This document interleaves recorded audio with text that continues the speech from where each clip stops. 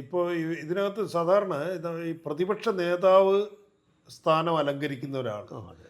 ഒരു പാർട്ടി തെരഞ്ഞെടുപ്പിനെ നേരിടുമ്പോൾ ആ മുന്നണിയുടെ പ്രതിപക്ഷ നേതാവായിരിക്കുന്ന ആൾക്ക് സ്വാഭാവികമായിട്ടും അതിൻ്റെ ഒരു പരിണാമം എന്ന് പറയുന്നത് അദ്ദേഹം തന്നെ മുഖ്യമന്ത്രിയാകും, അങ്ങനെയാണല്ലോ ഒരു വെപ്പ്. അതെ. പക്ഷേ അത് ഇതിനു മുമ്പ് VS അച്യുതാനന്ദൻ പ്രതിപക്ഷ നേതാവായിട്ടിരിക്കുകയും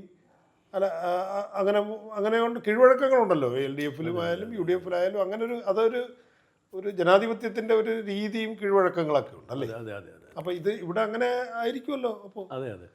ഇപ്പോൾ ശരിക്കും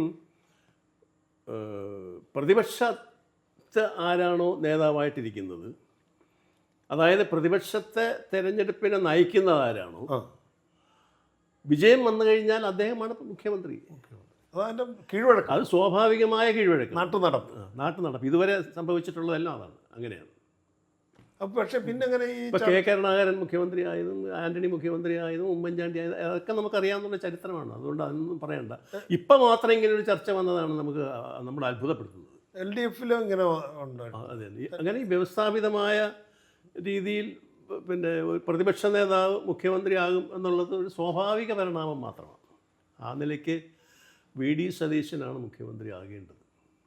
അപ്പോൾ ഇത് പിന്നെ ഈ ചർച്ചയുടെ ഗൂഢലക്ഷ്യം എന്ന് പറയുന്നത് രാഷ്ട്രീയം അതിനകത്തുള്ള അവർ തന്നെയാണോ അതോ മാധ്യമങ്ങളിലൂടെ ഉണ്ടാകുന്നതാണോ? എങ്ങനെയാണിത് ഇങ്ങനൊരു ചർച്ച രൂപപ്പെടുകയും പിന്നെ അതിപ്പോൾ അത് അവർ അമർത്തി വെച്ചിരിക്കുകയാണ്, ഒരു ശാസനം കൊടുത്തിരിക്കുക. ചർച്ച ഉണ്ടാകാനുള്ളൊരു പ്രധാനപ്പെട്ട കാരണം ഇതിനകത്ത് സതീശനെ തളയ്ക്കുക എന്നുള്ള ഗൂഢമായ ലക്ഷ്യം ആർക്കൊക്കെയുണ്ട്, അത് സംശയമൊന്നുമില്ല.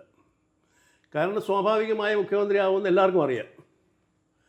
അങ്ങനെയുള്ള ഒരാളിനെ തളയ്ക്കുക എന്നുള്ളത് തന്നെയാണ് ലക്ഷ്യം. അതാര്, അതിൻ്റെ പിന്നിൽ എന്തിന് എന്നുള്ള വിഷയങ്ങളിലേക്കൊന്നും നമ്മൾ തൽക്കാലം